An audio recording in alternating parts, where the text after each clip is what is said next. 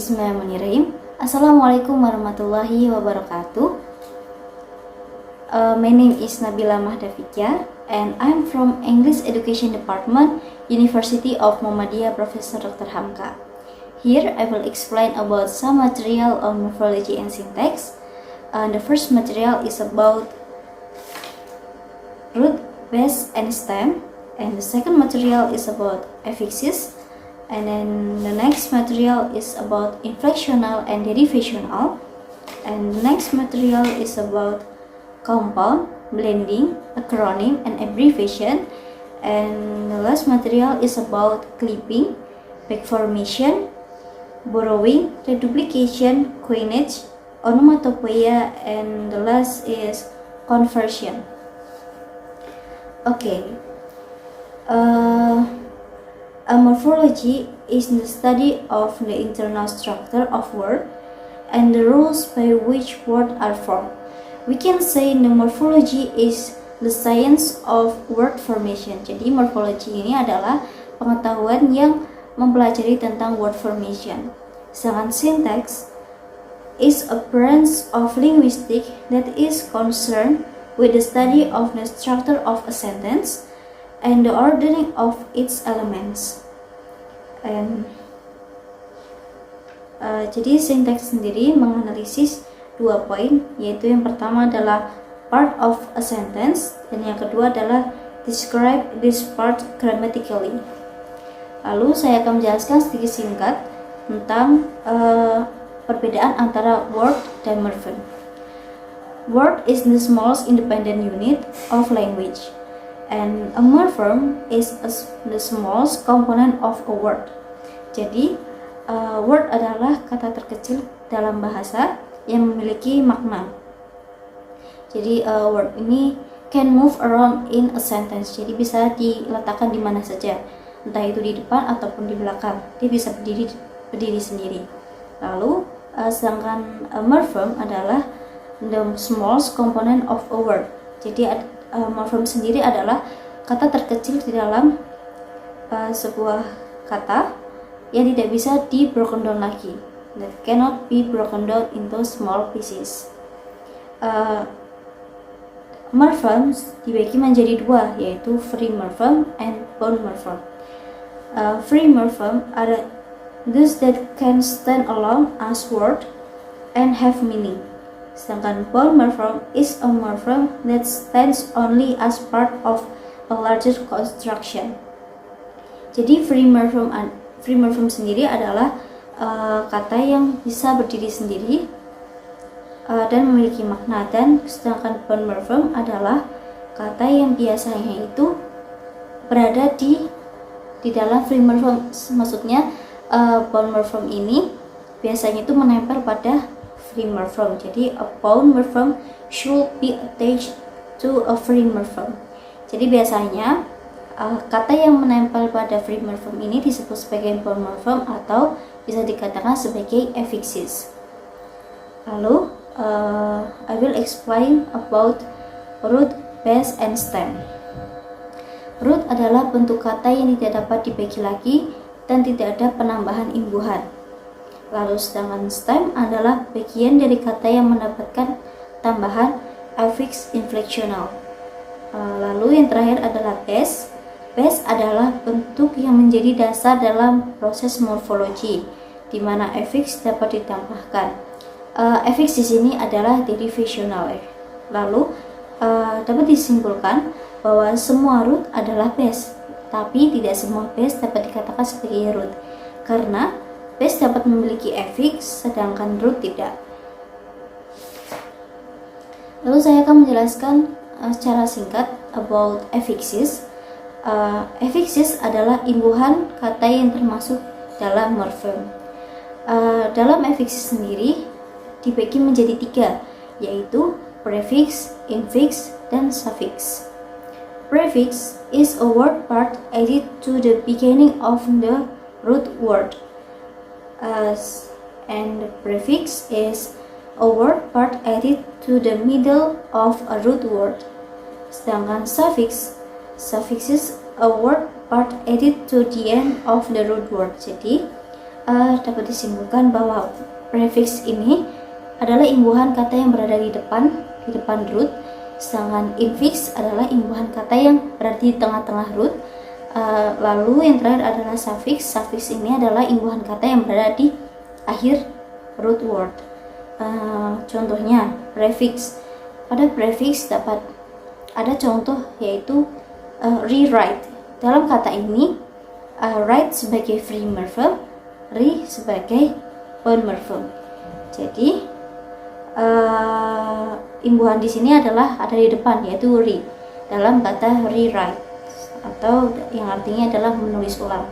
Lalu infix ada di sini sebuah contoh yaitu cups full.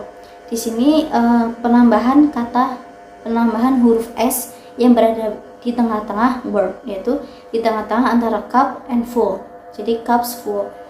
Lalu suffix adalah imbuhan yang berada di akhir. For the example is happiness. Happy as a free morphem and ness as a bond morphem. Jadi di sini penambahan imbuhan kata yang berada di belakang happiness. Infix sendiri jarang ditemukan dalam kata bahasa Inggris karena memang biasanya itu ada pada kata-kata yang informal. Lalu selanjutnya adalah inflectional and derivational. Inflectional morphem adalah kata yang mendapat imbuhan namun tidak merubah makna dan kelas katanya. Di sini di dalam inflectional ini selalu suffix. Jadi yang termasuk pada inflectional ini adalah selalu suffix. Derivational morphem adalah kata yang mendapat imbuhan dan mengubah makna dan kelas katanya. Bisa suffix and prefix. Di dalam inflectional ini ada 8 yang termasuk imbuhan inflectional, yaitu yang pertama adalah plural yang imbuhannya adalah s, lalu possessive imbuhannya juga s, lalu past participle yaitu en, and then past tense ed, lalu present tense adalah s, present participle adalah imbuhan ing, lalu adjektif komparatif adalah r, e dan r, lalu ada adjektif superlatif adalah est. Jadi ini adalah yang termasuk inflectional affix, inflectional morphem. Jadi selain dari ke-8 yang saya sebutkan tadi, itu tidak termasuk pada inflectional morphem atau bisa masuk ke derivational morphem. Lalu selanjutnya, materi berikutnya saya akan menjelaskan secara singkat about compound, blending, acronyms, and abbreviation. Compound is word formed by combining two or more words together to make a new meaning. Jadi compound ini adalah menggabungkan dua kata yang memiliki makna dan tidak dipotong, serta maknanya berubah. For the example is football. Football ini adalah menggabungkan dua kata dari foot dan ball. Foot adalah kaki, ball adalah bola. Football berarti sepak bola. Berubah kata bukan? Lalu selanjutnya adalah blending. Blending adalah menggabungkan dua kata dengan menghilangkan bagiannya, atau for the example is motel. Motel ini adalah dua kata dari motor and hotel. Jadi motor diambil depannya saja mo, dan hotel diambil belakangnya saja tel, menjadi motel. Yang itu adalah singkatan dari motor dan hotel. Lalu selanjutnya adalah acronyms. Acronyms is a form from the initial sounds or letters. Jadi akronim ini adalah blending yang dibentuk dari inisial kata. For the example is NATO. NATO ini adalah singkatan dari North Atlantic Treaty Organization. Jadi akronim ini adalah sebuah singkatan dari sebuah kalimat. Itu yang diambil dari inisial setiap katanya. Begitu. Lalu selanjutnya adalah abbreviation. Abbreviation is acronyms yang unpronounceable atau singkatan yang tidak bisa dibaca. Seperti contohnya ABC yang memiliki kepanjangan dari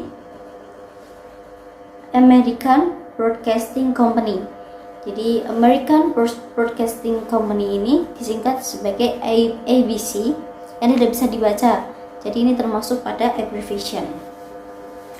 Lalu the last material is about clipping, backformation, borrowing, reduplication, coinage, onomatopoeia, and conversion. Saya akan menjelaskan sedikit singkatnya saja ya, setiap poinnya. The clipping is a shortening of a polysyllabic word. For the example is brother, yang bisa dikatakan sebagai bro. Di sini shortening of polysyllabic word. Lalu contoh berikutnya adalah pro, yang itu diambil dari kata profesional.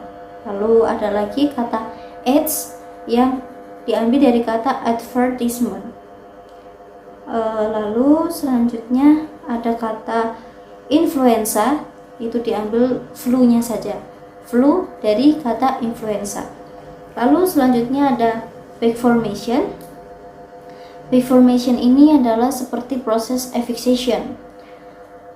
Okay. For the example is verb edit from editors or verb donate from donation. Lalu selanjutnya ada borrowing.